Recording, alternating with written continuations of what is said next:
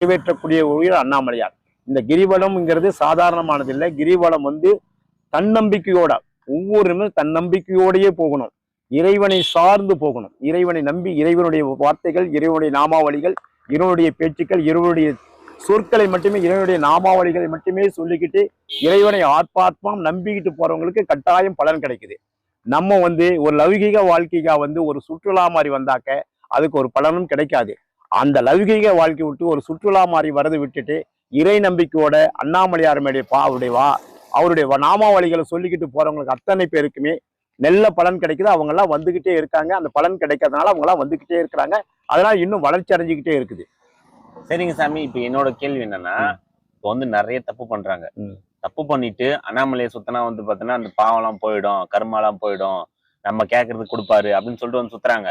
அப்படி சுத்தும் போது அவங்களுக்கு அது கிடைக்குதா கிடைக்கலையா? அது கிடைக்காது.